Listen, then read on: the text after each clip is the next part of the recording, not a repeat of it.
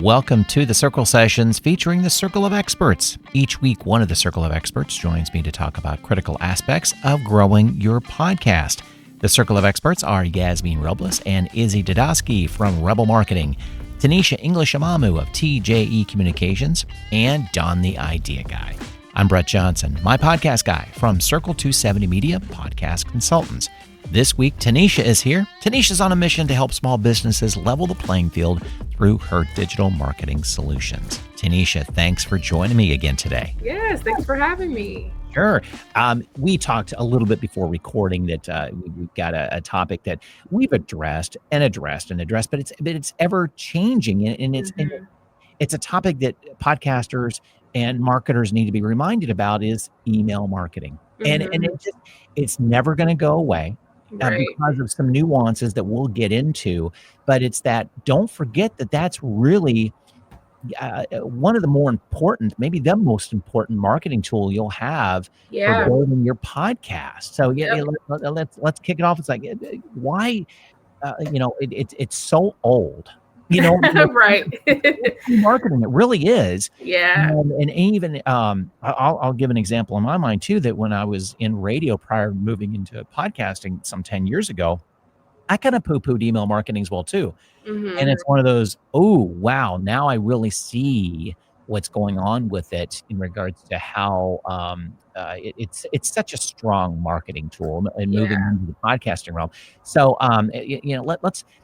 let's give a definition of email marketing first. Really establish what it is. So let's hear your definition of where we're going to go with this. Yeah. So email marketing is essentially sending a mass message or a mass form of communication to an audience that has opted in to your communication. And so it's different from, going into your Gmail and sending off an email. Because email marketing, if you're using the proper platforms, will give you a ton of data that you can use to your advantage. And so we can see, how many people open an email and even how many times they opened it. We can see what links they're clicking on. Typically once we are able to look at a click map, so essentially what that means is if you're looking at your email, it's going to show you all the hot zones where people are clicking. Then we can kind of determine what information should go where, because we're learning our audience and kind of what their behaviors are.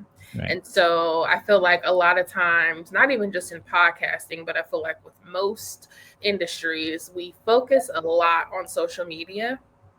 But the reality is that when it comes to social media, we don't own our audience in those spaces. I mean, we talked about the potential threat of TikTok being over forever. It's still surviving and thriving right now, but we know that that's still something that's on the table. People have complained about Instagram's algorithm. Facebook's algorithm, Twitter changed over to X, and now it feels like there's a ton of bots there, right? So when you're on these different social media platforms, when I say own your audience, that means if any of these platforms choose to shut down or go away or disappear, you don't have those people's contact information. You don't have a way to keep in touch with them unless you are converting them from these social media platforms into another place. And the next place for them to go to from social media is your email marketing platform. Yeah. A good example this morning as part of a meeting, and an example was given about that they're using Facebook marketing and such, and they had done some research that they on their own, as well as some industry, noted that basically only about 10% of your Facebook followers see your post. In a timely fashion. I mean, it's probably fed over time. Yeah. But if you have 1,000 followers, you think about 1,000 followers compared to 1,000 subscribers to your email marketing. Exactly. And how many times have you gotten on LinkedIn and saw a post from 2 weeks ago? Exactly. And it was time sensitive. 2 weeks ago. Which is frustrating as anything. And I understand the social media platforms, why they're doing it. They want you to boost a post. I get it. Right. But that is such a low percentage of on my end that I am specifically opting in to follow somebody on a social media platform and I'm not receiving it in a timely manner. That, Exactly.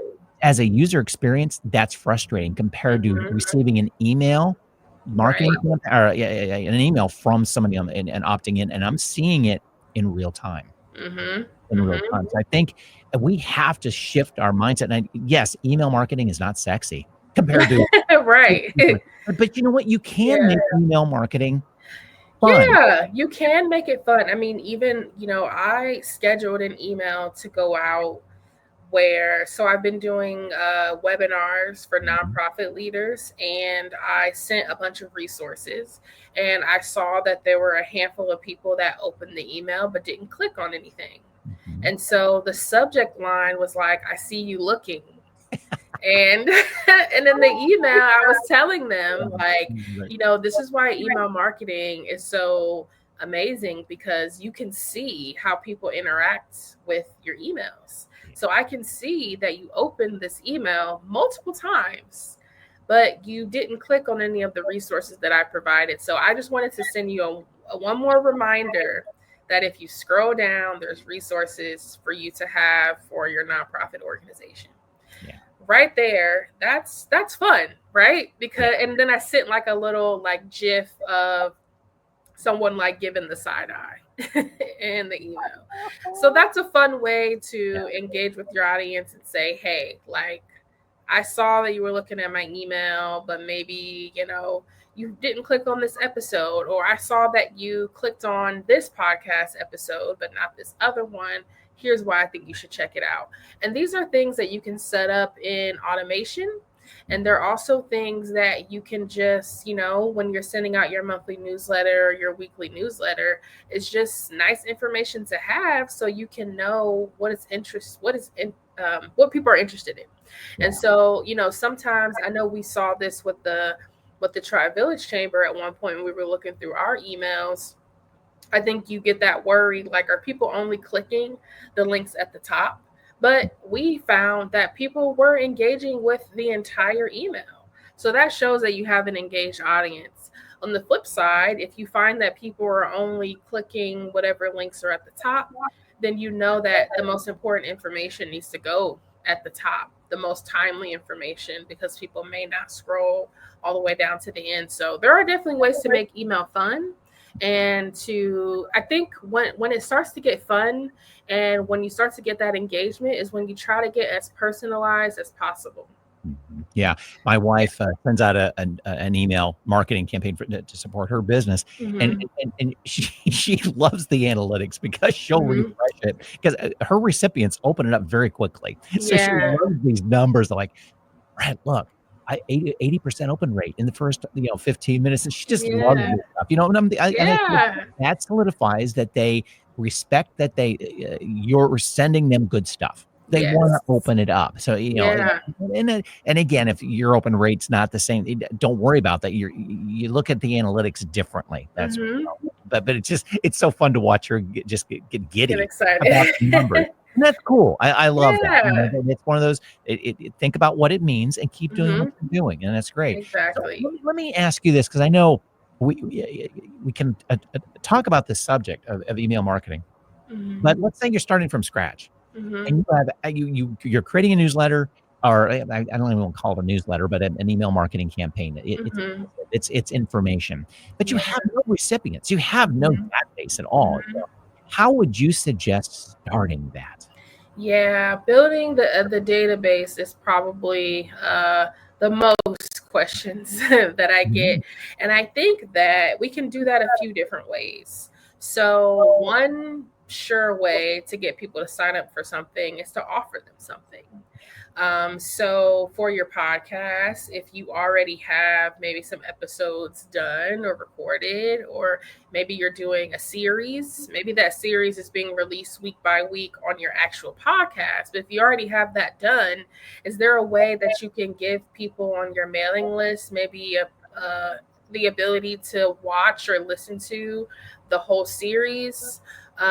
Is there some information that you can provide? For example, if you have a podcast on I don't know, maybe you are a marketing agency and you have a podcast, and maybe we're talking about email marketing on this podcast, and maybe there's a freebie of email marketing resources that's breaking down the language around email marketing. So what is an open rate, what is a click rate, what's a hard bounce, what's a soft bounce, and maybe that freebie also includes platforms along with their pricing. If you have any like affiliate links or some codes that you can include for people that may want to try it out. So thinking about, is there some sort of resource that you can attach to your podcast that would make sense for your audience? So that's one way that you can build up your audience. Another way that you could think about is, looking at your podcast audience and just asking them at the end of an episode, hey, starting a newsletter. The link to subscribe is in the notes. Please check it out and subscribe. And something that I did early on to start building up my list was telling people that if you know somebody that could benefit from this information, forward this email to them or encourage them to sign up or subscribe. So those are two ways that I think are probably low hanging fruit that you could start from to start building up your audience. Yeah, I think there's some opportunity on social media too. I think Yeah. to, Mhm. to, to increase your database from there, just but delicately. Mhm. You definitely have to show the benefits of why to subscribe, because we Yeah. how many emails, news, I'll call it a newsletter. There's got to be a Mhm. better description, but just the marketing campaigns. Um, do we all subscribe to and kind of realize that's not what I signed up for, or why did I Yeah. do that? So Mhm. the benefits, the ROI, why spend the time reading it, definitely has to be right there in the forefront, and Yeah. whatever it might be. So, Mhm. kind of, you're almost getting feedback from your listeners or why you're doing the podcast. Mhm. This is an extension of the podcast. Exactly. And it's not just hey, I'm going to let you know when new episodes are released. Right. That really doesn't do it anymore. Yeah, because if there's already subscribed on like Spotify or Apple, it's gonna tell them when a new episode comes out anyway. Yeah. We modified on a podcast I co-host called Looking Forward Our Way. We modified our email newsletter, I'm going to call it, that it does. Yes, it talks about the Mhm. upcoming episode, but it gives some depth in regards to what we talk about. Plus, we Mhm. added links to news stories or of Mhm. interest that we were posting on Facebook, but we just weren't getting any traction. So it's like, well, Yeah. let's just put it in a newsletter that we know people want to read these stories that we Mhm. found, and we'll post it on the website links, give a credit and that sort of thing. We Yeah. have found traffic go back to the website because of it. So our Yeah. our, our usage of the website is up. We know our click rate is up because they see the stories better, the recommended Mhm. stories better in this email that they're receiving from us rather than a post on Facebook. Yeah, So, and it's so important to give people context into the conversation, Mhm. because when you do that, it may even make them want to go back and listen to the episode again now that they have some information or some facts or research that they can, okay, now that I know this, I'm going to go back. So actually, I was just listening to yesterday, I think the New York Times just wanted to put out a feel good podcast because of all the drama that's going on in the world. And For their own sanity, probably too. that too, yes. Yeah. And so they put out an episode because I guess they asked, like, they had 200,000 readers respond to a survey, which is crazy. And they were asking them, what do they think their top 10 favorite movies of the 21st century were? Hmm. And they also reached out to some very prominent actors and authors and directors like Stephen King and others, and asked them, like, what do you think the top 10 movies of the 21st century have been? And they compiled this list of like 100 movies, and they released them by the 20s. So, the first, 20, and kind of like working back to number one or up Yeah. to number one. And that made me want to, one, go actually see the full article of all the movies, because as they were talking, I was thinking about movies, and sometimes they would say a movie and I'm like, oh yeah, like I forgot about that. Well, And it we're 25 years, well, 24, I guess you could say, 24 years into this century. It's like, right. oh my gosh, yeah, that was released in 2001. Forgot about that. Right. Yeah. Right. So I thought that was so cool because, they were giving context to, or like even just having, the actors, and like Molly Ringwald was like featured on the episode. So it's like hearing that, it made me then want to go to the New York Times website to see Mhm. the full list. And then I'm like, this is my winter movie binge list now, because some of the movies that made the top 10 I had never heard of, Wow. but Yeah. they made the top 10, almost like unanimously for people. And so it's like, okay, I have some movies that I need to go like check out now. And then once I'm able to do that, the top 10 may make more sense to me. Like, okay, I get why this movie was top 10. Mhm. So even something as simple as that, they took an article based on, for whatever reason they wanted to know what the top 100 movies were, but they were able to take that article, include, I mean, if you can get Molly Ringwald on the podcast, I mean, that would be amazing. But Yeah. they were able to do that and then create a podcast episode to take people who only listen to the podcast, like me. I don't really read the New York Times per se. If it comes across like my screen, I'll stop. But I'm not going to the New York Times website to read an article. But I am listening to the Daily every single day almost. Yeah. So now you're taking people from the podcast to other places. And so thinking about how that overall fits into your strategy, because the New York Times really wants people to subscribe to the New York Times. Right. So they are using all of their podcasts as a form of taking people who maybe don't have time to read articles, but they listen to podcasts, and you would subscribe to the New York Times because you like the podcast. And so how can you think about your email marketing or even your website as a way to continuously build up your podcast listenership, but it also aligns with your overall strategy for your business or for your podcast? Right. And we haven't talked about in that example about any of your episodes. We talked about Right. additional fun stuff that, okay, you may not be able to do a poll of 200,000 people. But Right. let's say you use, I was doing some research. There was an article in the Columbus Dispatch well over a year ago about Mhm. listing famous people that came from every Ohio county, 88 Mm, counties. So it was 88 famous people coming from, and I think it listed the famous person and then also second and third place. okay. Interesting, article. Yeah. If it's well over a year old, if that's in line with your audience, that's an Mhm. example of somebody else did the work. They did some Right. research. They didn't go out and interview anyone, but they just kind of Right. noted. But it's there, and it's kind of like, okay, Mhm. that fits who I think my audience would be interested in talking a little bit more about. Yeah. That's part of an email then. Yeah. So like, hey, tell me your favorite. Did you grow up in Champaign County? How did that kind of stuff? Yeah. Do you remember things being taught in your school about this person? Sort of thing. Mhm. Lots of conversation starters, but thinking of your listener, of why. Right. And it doesn't have to be all the time with your email, but it's one of Yeah. do it occasionally to make it fun for yourself, and Mhm. it's extra content, and it's also an incentive to want to subscribe too. Exactly. And Exactly. it's probably gonna be shared.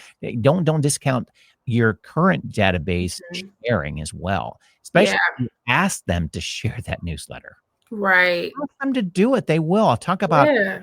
forward, boom, done. Mhm. Mhm. And Easy. maybe there's some sort of, incentive attached to that. Like, Yeah. if you have podcast merch, I know sometimes people have stickers or, t-shirts, or maybe you just get a few printed just for the sake of building up your user engagement, and ask people like, hey, forward this episode to at least, or, this email to at least 3 people, reply and let us know that you did it. And we'll randomly pick someone to win, some podcast swag. Yeah, exactly, You yeah. know? Mhm. We've gone over a lot of stuff. Yeah. And we're going to do a follow up on the email because I think the Yeah. general theme here, because we can conquer and divide a lot of different things. We brought up some terminology we probably should dig deeper on in a future Mhm. episode, and Yeah. also the platforms that are out there that can accomplish certain things and are better than others. Depending on Right. how you get done with it. But in the meantime, if anyone, if the listener has some questions about, hey, I love the ideas that you're coming up with, but I need a little bit more help. Tanisha, how can they get a hold of you? Yes, you can go to my website, www.tjecommunications.com. I offer free consultations. So if you want to talk through some of your ideas or you want to figure out how to get started, just go to my website and schedule a call. Yeah. And for me, go to mypodcastguy.com, get on my calendar. We'll do, analysis of your podcast real quick. That's where I think kind of we'll take a look at what you've done, where you're going with it. If it's just not doing what you wanted to do, and it could include some emails. So, it's one of Mhm. those, we'll bring Tanisha in. It's that there are so many different things to do to help you grow your podcast. You just have to kind of take one gulp at a time Yeah. and figure out what's right. So, but until next time, thanks for joining me, Tanisha. Yes, anytime.